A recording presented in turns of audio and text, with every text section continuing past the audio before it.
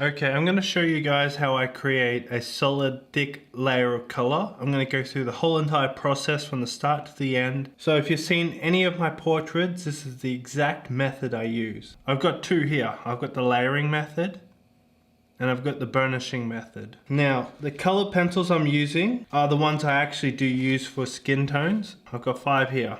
These are the predominant colors that I use for skin tones. You've got light flesh, you got cinnamon, and you got a light brown and a dark brown, and a white pencil. So I'll show you how I use the white pencil alongside with these colors. If you've seen some of my portraits, some of you might have noticed that I layer down the color, then I go over it with a white pencil and somehow manage to get like a solid white line on top of a layered color pencil. So I'm going to show you how I do that as well. For the first layering process, I'll be using the cinnamon one. So essentially when I first start, all I do is I just layer down and get the base layer. I'm not pressing hard. If you look at that, that's like barely any pressure, sorry. Oh, and I'm using this paper here. It's because it's really hot in Australia and I don't want to ruin the paper as I've got my hands here. So I use this as a barrier. And the paper I'm using is Stonehenge 250 GSM paper. It's very good stuff. There are quite a few ways of layering and blending, but this is my favorite way of blending. It does take a while, but you can create a really good, solid, thick color layer.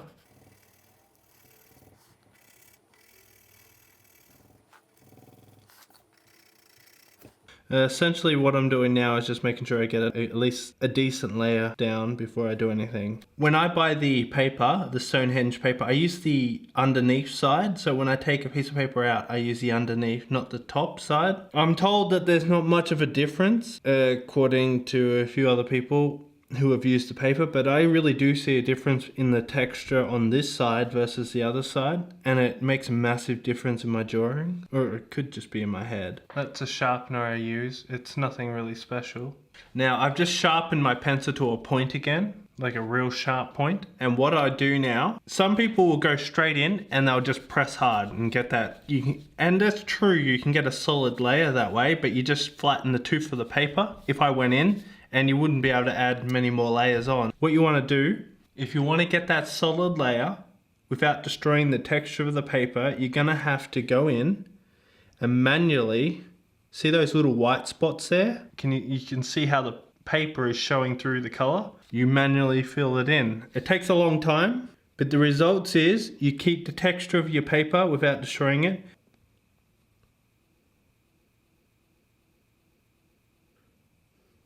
I'm still pressing lightly, very, very lightly. I'm just going around, filling in those little white spots, and it does take a long time.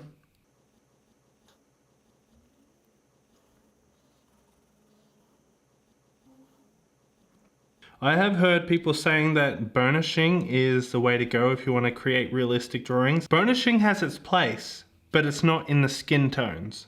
This you don't use in the skin tones. I'll show you the example at the end.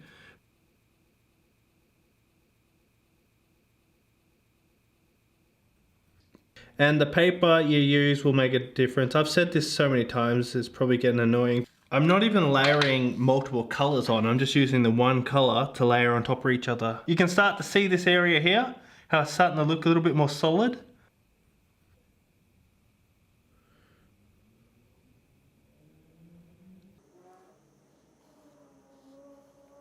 Now you're probably curious to how I use the white pencil with this. Can you see those little inconsistencies, like slighter, darker areas, little parts that, what I do is I use the white pencil, sharpen to a point, and I remove those little inconsistencies. I drop the value of those particular areas. This will become more apparent as I go along.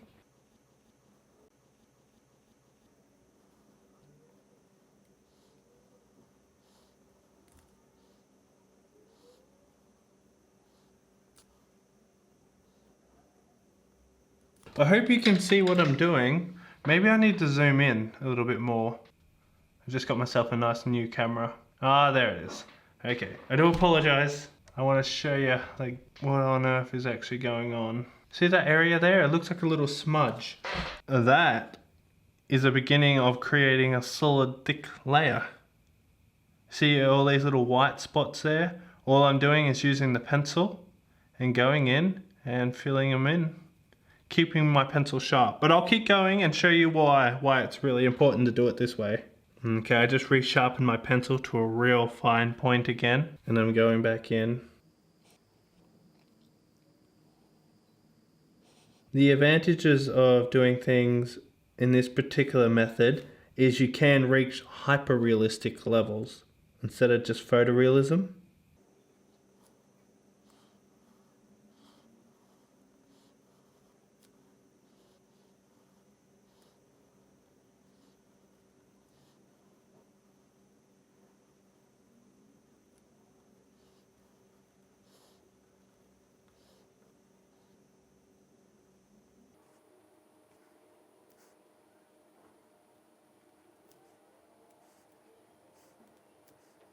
Now just removing the darker values.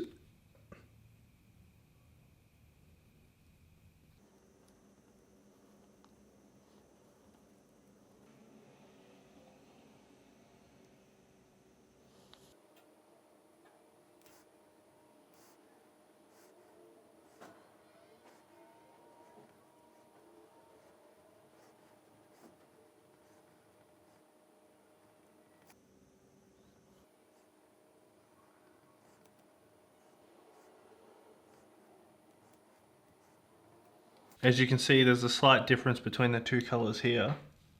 This is the one I'm using for the layering, and this is the other skin tone, the lighter version, that I can use to help desaturate this color here. Okay, I'm going to quickly rush through. I'm going to do half this nice and smooth, and the other half I'm going to leave the same. You can definitely see the difference between this area and the rest of it. This area is nice and smooth, almost airbrushed.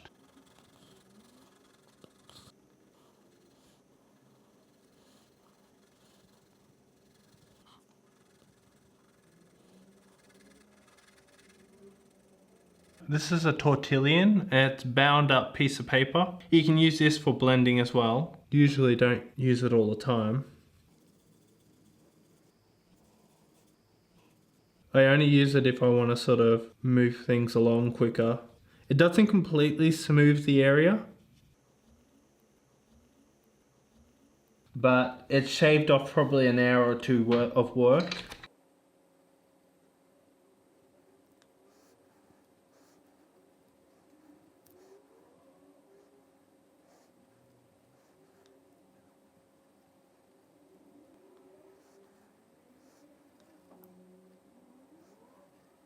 I'm not drawing over the whole thing, just selective areas.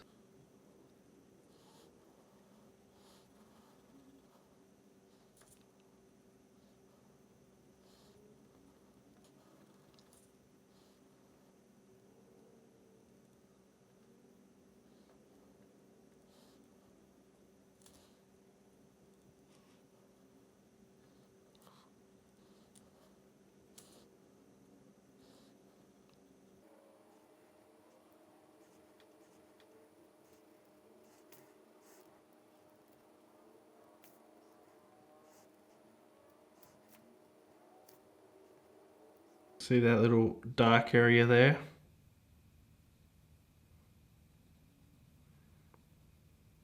So I made it disappear. This is how you get that smooth layered pencil. It might seem stupid or too much work. Once you master this, there'll be no holding you back. There's no level of realism you couldn't achieve. And just sort of smoothing them out, making them lighter.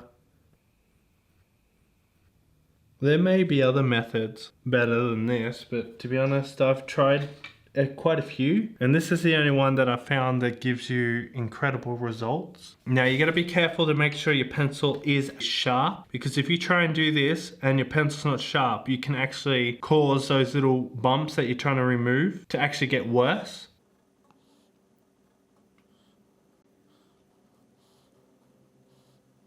I'm doing little circles here. I'm using more friction than anything.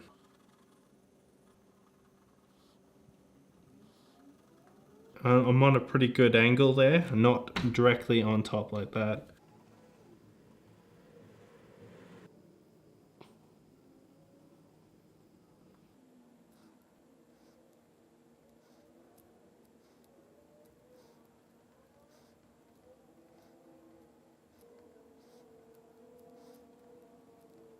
I'm using a particular way of drawing, dabbing almost, dabbing and then pushing off, dabbing and flicking.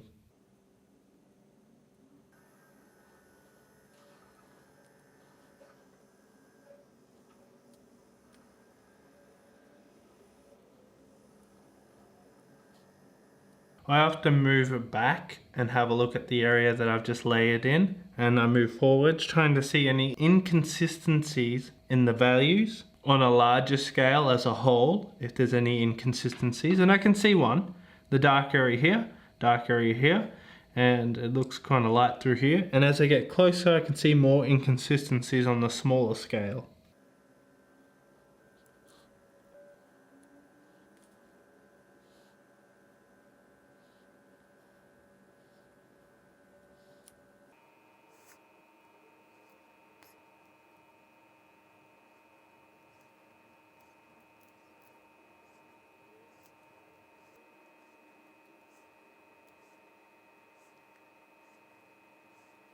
Now, if you're wondering how I'm able to see, maybe if you're looking at this and you can't tell how I'm doing it, like you can't see any difference in certain areas, I'm looking for tonal variations. They are subtle, essentially areas that are darker or lighter. I'm trying to equalize them. It might be hard for you to see it through a camera, I don't know.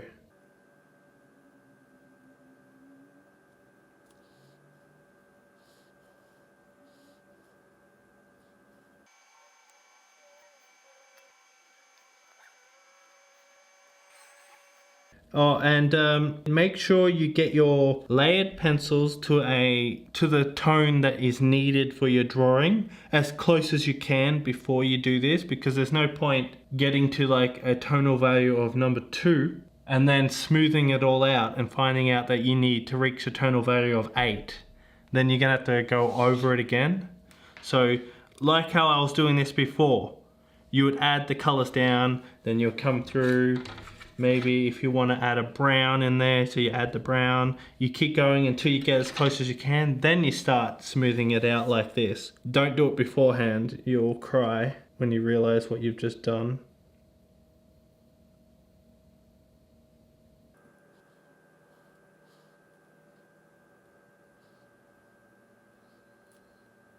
I hold the pencil closer to the tip when I want more control.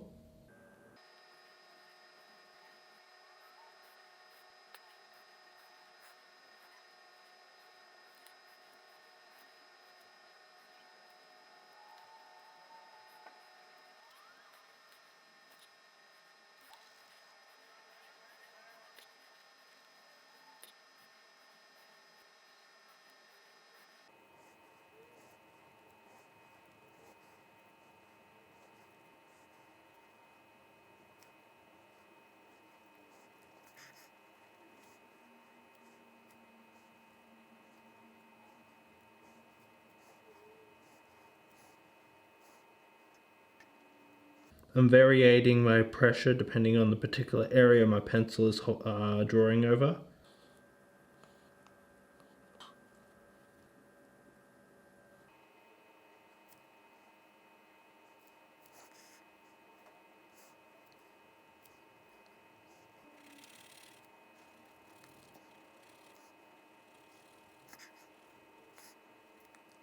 You can really see the difference between the two. I could even make this even more smoother if I really wanted to. I could make it almost airbrush smooth.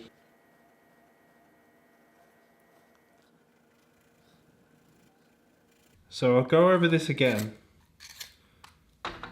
I grab the pencil, white pencil, sharpen to a point, place it here, and I do little circles at first, gently in the darker areas. See where I'm aiming for the dark parts, and I'm putting a little bit more pressure when it won't change. I turn it and I use the sharp edge of the pencil to help. I'm sort of like scratching the top of the surface. Can you hear that? Turn it.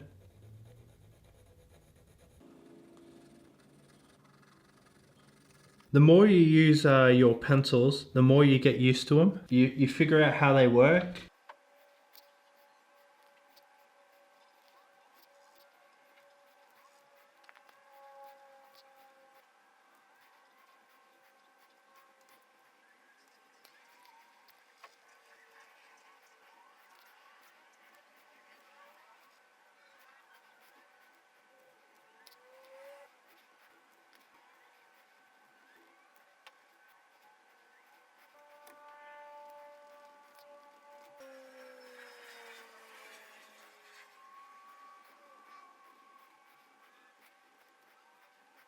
Now, first of all, this is what I use for skin tones because it's very diffuse, so when the light hits it, you don't get that color pencil shine. But with varnishing,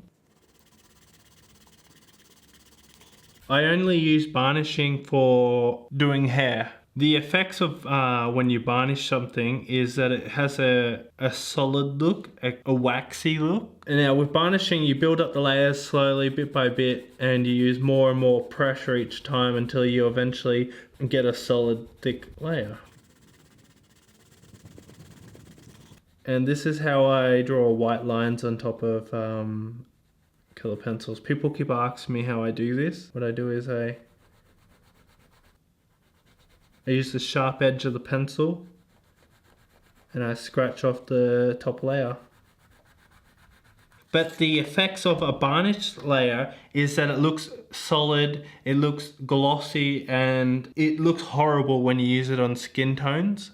Skin tones are meant to be soft and diffused, which is this. That's the preferred method for skin tones. This is, I think, is good for hair.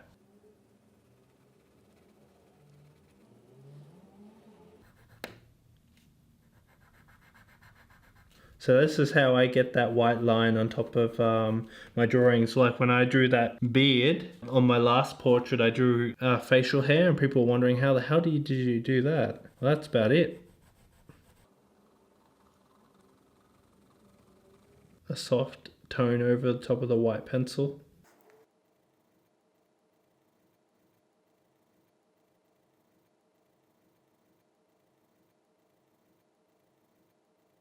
So yeah, that's it. To go over what I just said. Varnishing is a process of layering a light layer.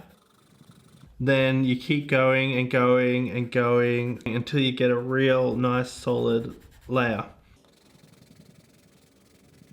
This is a good method, except it's destroyed the texture of the tooth of the paper. I mean, there's not many more layers you can add on that. So when you varnish, you have to make sure that you've gone through and added all the colors that you need and that you don't need to add any more. Because if you need to add more, let's say another 6 more layers, you're going to be screwed. But I use the layering method because it creates a diffused look due to the fact the texture of the paper is still there, so there is bumps there. And so when the light hits it, it's diffused. That's very diffused. And that's perfect for skin tones. But over here, the texture of the paper has been flattened. So when the light hits it, it's all nice and shiny looking. Perfect for hair, but not so great for skin. Your drawings will look like plastic and it'll look horrible. So yeah, that's it.